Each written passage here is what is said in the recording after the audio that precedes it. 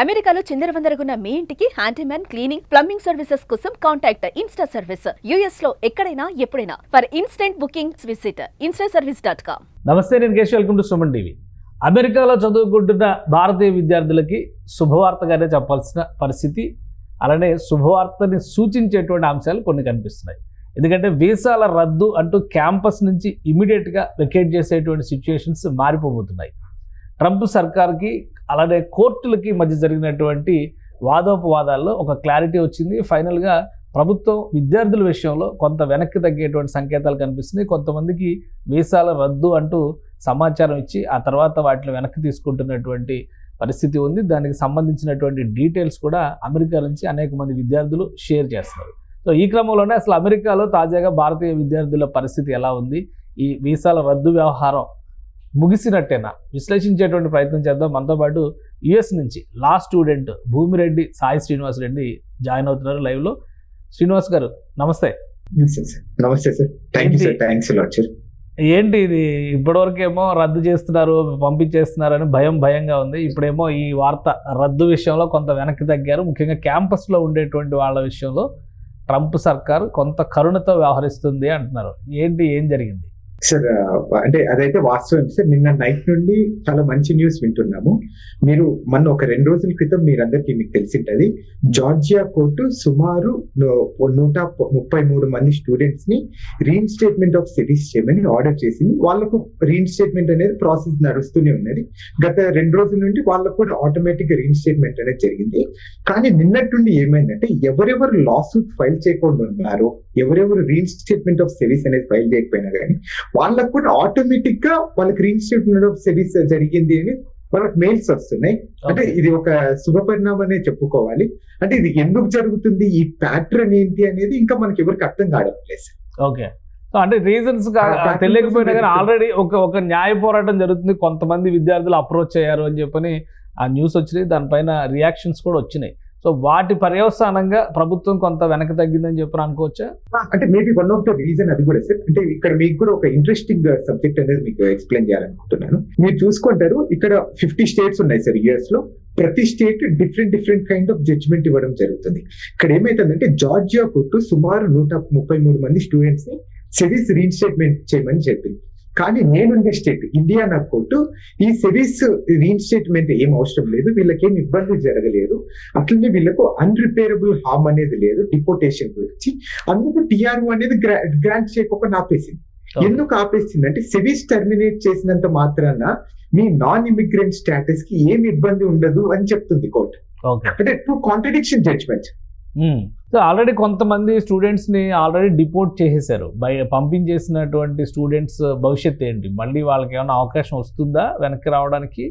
లేదంటే ఇంకా వాళ్ళ కథ ముగిసిపోయినట్టే, ప్రస్తుతం అమెరికాలో ఉన్నటువంటి విద్యార్థుల విషయంలో మాత్రమే ఒక నిర్ణయం తీసుకున్నట్ట? సార్, ఇక్కడ ఇంకోటి క్లారిటీ ఇవ్వాలనుకుంటున్నాను. ఎక్కడే కానీ ఈ సెమీస్ టర్మినేషన్ ఇష్యూలో అమెరికాలో ఎక్కడే కానీ డిపోటేషన్ అనేది జరగలేదు సార్. సో ఇక్కడ ఇంకొక చిన్న క్లారిటీ ఏంటంటే, కొంతమంది ఈ భయాందోళన కల కారణాల వల్ల, లేకపోతే మేము ఇక్కడ మెంటల్ ప్రెషర్ అనేది తట్టుకోలేకపోవడం వల్ల కొంతమంది ఇండియాకి వెళ్ళిపోయారు. వాళ్ళందరూ ఓపీటీలో అంటే వర్క్ చేయడానికి ఆప్షనల్ ప్రాక్టికల్ ట్రైనింగ్ ప్రోగ్రామ్ లో ఉన్న వాళ్ళు కూడా ఇండియాకి వెళ్ళిపోయారు. వాళ్ళు రిటర్న్ రావడానికి కొన్ని లీగల్ కాన్సిక్వెన్సెస్ అనేది వాళ్ళు ఫేస్ చేస్తారు. ఎందుకంటే మొన్న కూడా మనము వీడియోలో డిస్కస్ చేయడం జరిగింది, F1 స్టూడెంట్ వీసా కూడా వాళ్ళకి టర్మినేట్ అయిపోయింది. అంటే ఏంటంటే, that's a ticket to the USA. మీరు యుఎస్ఏకి రావడానికి మీరు అది చూపిస్తేనే మీరు ఎంటర్ కాగలరు. అది కూడా రివోక్ అయ్యింది అనుకుంటే మీరు మళ్ళీ రిటర్న్ రాలేదు సార్. ఇప్పుడు ఇండియాకి వెళ్ళిపోయిన తర్వాత మళ్ళీ మీరు రిటర్న్ ఎలా వస్తారు? కొత్త వీసా వేసుకొని రావాలి. అది వేసుకోలేదు. ఇప్పుడు ఏమైతుందంటే, ఇప్పుడు మీకు జనరల్ గా అందరికీ తెలిసిండేది, ఇప్పుడు అమెరికా దేనికి F1 స్టూడెంట్ వీసా, మీరు 2 సంవత్సరాలు మీరు చదువుకొని మళ్ళీ రిటర్న్ రండి, మీరు అక్కడ సెటిల్ కావాకండి అనే రీజన్ మీదనే మనకు వీసాస్ ఇస్తారు ఎవరైనా కానీ. ఇప్పుడు ఒకసారి చదువు అయిపోయిన తర్వాత మళ్ళీ మేము అక్కడికి పోయి పని చేయాలనుకుంటే వాళ్ళు ఎందుకు ఇస్తారు? ఇవాళ ఇవ్వరు. సో ఇప్పుడు అయిపోయిన వాళ్ళ గురించి అయితే అవకాశం లేదు. ప్రజెంట్ క్యాంపస్ లో ఉన్న వాళ్ళు ఎవరికైతే ఈ భయం ఉందో వాళ్ళందరికీ మాత్రం ఉపశమనం అనుకోవచ్చా? కొంచెం ఉపశమనం అనేది కనుక్కోవచ్చు సార్. అంటే ఇక్కడ కూడా ఒక ప్యాటర్న్ అనేది ఇంకా అర్థం కావడం లేదు సార్. సుమారు నేను నిన్నట్టుండి ఈ రోజు వరకు సుమారు 80 మంది స్టూడెంట్స్ కి వాళ్ళు లా సూట్ ఫైల్ చేయకపోయినా కానీ వాళ్ళకి సిరీస్ అనేది రీఇన్స్టేట్మెంట్ జరిగిందని వాళ్ళు నాకు వివిధ రూపంలో వాట్సాప్ లో కానీ అలానే కాల్స్ చేయడం మాట్లాడడం జరిగింది. కానీ దీనికి ఒక ప్యాటర్న్ అనేది లేదు, అది అర్థం చేసుకోవడం లేదు. ఇప్పుడు మనం ఇంకా దానికి కొంచెం టైం పడుతుంది సార్. ఈ రోజు లోపల క్లారిటీ వస్తుంది. అందరికీ సెబీస్ రీఇన్స్టేట్ చేస్తున్నారా, లేకపోతే కొంతమందికి ఏమైనా కొంతమందిని పిక్ చేసుకుంటున్నారా, లేకపోతే వాళ్ళ మీద కేసులు ఏమైనా డిస్మిస్ అయితే వాళ్ళకి ఒకటి పిక్ చేసుకొని సెబీస్ రీఇన్స్టేట్ చేస్తున్నారా, లేకపోతే చిన్న చిన్న క్రైమ్స్ కి అంటే వైలేషన్ ఆఫ్ కానీ లేకపోతే ఫైన్ కట్టిన వాళ్ళకి రివోక్ రీఇన్స్టేట్ చేస్తున్నారా అనేది మనకి ఈ రోజు లోపల క్లారిటీ వస్తుంది. కాబట్టి ఇప్పుడు ఈ రెస్టోర్ అవడం దానిలో కూడా క్లారిటీ ఇంకా ఏమి రాలేదు, కాకపోతే ఉపశమనం అని మాత్రమే అనుకోవాలి. ఉపశమనం, కొంతమందికి ఉపశమనం అనుకోవాలి సార్. Okay okay. తర్వాత ఇప్పుడు ఓవరాల్ గా ఎలా ఉందండి పరిస్థితి స్టూడెంట్స్ కి సంబంధించి? లాస్ట్ 2-3 వీక్స్ నుంచి అయితే కొంత టఫ్ సిచ్యుయేషన్స్ ఫేస్ చేశారు. సో ఇప్పుడు ఈ కోర్టులు ఇస్తున్నటువంటి జడ్జిమెంట్స్ కానీ కోర్టులు ఇచ్చినటువంటి క్రైటీరియా నేపథ్యంలో ట్రంప్ సర్కార్ కొన్ని విషయాల్లో కొంత మెత్తబడింది అనేటువంటి సంకేతాలు కనిపిస్తున్నాయా? కొంచెము అంటే మెత్తబడినట్టు అనేం లేదు సార్. యూజువల్ గా మెత్తబడినట్టు అని నాకు ఎక్కడ అంటే అదేం లేదు సార్. ఇక్కడ మనం ఆలోచించుకోవాల్సింది ఏంటంటే కోర్ట్స్ చాలా బాగా ఎఫెక్టివ్ గా వర్క్ చేస్తున్నాయి. అవి కూడా మనకి కూడా కొంచెం గందరగోళంగా కూడా ఉంటాయి సార్ కోర్టు విషయంలో కానీ. అంటే ఇందాక కూడా మనం చెప్పాను, జార్జియా కోర్టు ఒక డెసిషన్ ఇచ్చింది, అట్లనే దాని తర్వాత ఇండియానా కోర్టు ఒక జడ్జిమెంట్ ఇస్తుంది. అట్లనే విత్ ఇన్ ద స్టేట్స్ అంటే ఇప్పుడు ఫర్ ఎగ్జాంపుల్ ఇప్పుడు కాలిఫోర్నియాలోని 4 డిస్ట్రిక్ట్స్ ఉంటాయి సార్. అంటే సదర్న్ డిస్ట్రిక్ట్ కానీ నార్థన్ డిస్ట్రిక్ట్, సెంట్రల్ డిస్ట్రిక్ట్, అవి కూడా డిఫరెంట్ కైండ్స్ ఆఫ్ జడ్జిమెంట్స్ ఇస్తుంది. అట్లనే దాంట్లో ఒకే కోర్టులోని ఒకదానికి ఆర్డర్ ఇస్తుంది, ఒకదానికి పెండింగ్ పెడుతుంది. ఇది కొంచెం దీని గురించి ఇంకా ఎవరికి క్లారిటీ రావడం లేదు సార్. ఓకే. సో ఓవరాల్ గా మీరు ఇక్కడ ఇంకొక చెప్పండి. ఇక్కడ ఒక క్లారిటీ ఏంటంటే సార్, ఇక్కడ వెన్యూ షాపింగ్ అనేది నడుస్తుంది సార్. అంటే ఇక్కడ వెన్యూ షాపింగ్ అంటే ఏంటంటే ఎక్కడెక్కడ ఫేవరబుల్ గా ఆర్డర్స్ వస్తున్నాయో స్టూడెంట్స్ అందరూ ఆ కోర్టుకి వెళ్ళిపోతారు. ఓకే, మీకు అర్థమవుతుంది. ఇప్పుడు జార్జియా కోర్టు తెచ్చింది, అందరూ ఏం చేస్తారు, ఇండియానా స్టేట్ లో సుమారు నాకు తెలిసినంత వరకు 33 మందికి ఎంతమందికి సిరీస్ టర్మినేట్ అయినట్టు నేను ఒక న్యూస్ ఛానల్ లో చూడడం జరిగింది. వాళ్ళందరూ ఏం చేస్తారు, ఈ 6 మంది కాకుండా మిగతా వాళ్ళని జార్జియా కోర్టుకు పోయి ఆర్డర్స్ తెచ్చేసుకుంటారు. ఇది ఎవరు చెప్పగలరు అనేది మనం ఆలోచించుకోవాలి. ఈ సెవీస్ రికార్డ్ ఏంటి అసలు, దాని వలన ఈ అకాడమిక్ కెరియర్ లో వచ్చేటువంటి ప్రయోజనాలు ఏంటి? ఇక్కడ సెవీస్ రికార్డ్ అనేది ఏం లేదు, ఇది ఒక సిస్టమ్ సార్. ఇప్పుడు నార్మల్ గా ఇప్పుడు మనకు UDAI అనేది ఆధార్ ని ఎలా వాళ్ళు ఇంటిగ్రేట్ చేసుకొని వాళ్ళు ఒక సిస్టమ్ నడిపిస్తారు, అట్లాంటి సిస్టమ్స్ సెబీస్ అనేది. ఇది SEVP అనే ఒక అథారిటీ కింద ఇదంతా పనిచేస్తుంటాయి సార్. ఈ సెబీస్ అనేది ఏంటంటే అమెరికాకు వచ్చిన తర్వాత నువ్వు చదువుకోవడానికి వచ్చావు కాబట్టి నిన్ను ఒకటి ఓవర్సీ చేయాలి, నిన్ను వాచ్ డాగ్ గా నిన్ను గమనించాలి, నువ్వు ఏం చేస్తున్నావు, నువ్వు ఏమైనా వైలేట్ చేస్తున్నావా, ఈ సెబీస్ F1 student status visa conditions ని నువ్వు ఏమైనా వైలేట్ చేస్తున్నావా అని చూడడానికి ఈ సెబీస్ అనేది ఉంది సార్. దీని కండిషన్స్ ఏంటంటే నువ్వు కరెక్ట్ గా చదువుకుంటున్నావా, కరెక్ట్ గా క్లాసెస్కి వెళ్తున్నావా, నువ్వు ఎన్ని ఆన్లైన్ క్లాసెస్ తీసుకుంటున్నావు, నువ్వేమైనా బయట అన్ఆథరైజ్డ్ గా పని చేస్తున్నావా, లేకపోతే నీకు ఏదైనా జాబ్ వచ్చిందా అని నిన్ను ఈ 3 ఏళ్ళు అంటే నువ్వు ఓపీటీలో కానీ స్టెమ్ ఓపీటీలో కానీ నువ్వు చదువుకున్నప్పుడు నిన్ను చూడడానికి గమనివ్వడానికి పెట్టిండేది ఈ సెబీస్ అనే సిస్టమ్స్. ఇక్కడ నువ్వు ఏది చిన్నది చేసినా కానీ ఓన్లీ సెబీస్ రివోక్ చేయొచ్చు. సో అంటే ఇది ఓన్లీ అకాడమిక్స్ కి కనెక్ట్ అయ్యి ఉంటుందా, లేదంటే పర్సనల్ గా టోటల్ వీళ్ళ బిహేవియర్ అంతా రిఫ్లెక్ట్ అయ్యే విధంగా ఆ ట్రాకింగ్ ఉంటుందా? టోటల్ గా నువ్వు చేసేది స్టూడెంట్ స్టేటస్ లో ఏమేం చేస్తున్నావు అంత ట్రాక్ అయి ఉంటుంది సార్ దీంట్లో. ఓకే, అంటే డ్రైవింగ్ కానీ ఇట్లా ర్యాష్ డ్రైవింగ్ ఇట్లాంటి కంప్లైంట్లు ఉన్నా కానీ లేదా మద్యం సేవించి వాహనాలు నడపడం లాంటి ఇట్లాంటి అవి కూడా అందులో రిఫ్లెక్ట్ అవుతాయా ఈ సర్వీస్ లోనే? కేసెస్ ఇవన్నీ రిఫ్లెక్ట్ అవుతాయి సార్. కానీ ఇక్కడ ఒక సిస్టమ్ అనేది ఉంటుంది సార్. అంటే మనం ఒకసారి చూసి ఉంటాం లాడర్ ఎలా వెళ్ళాలి అంటే, ఇప్పుడు ఒకసారి నువ్వు క్రైమ్ అనేది చేసిన తర్వాత ఫస్ట్ ఆఫ్ ఆల్ నిన్ను పోలీసు వాళ్ళు అరెస్ట్ చేసి కోర్టులో సబ్మిట్, ఇలా ఒక లాడర్ అనేది ఫాలో కావాలి సార్.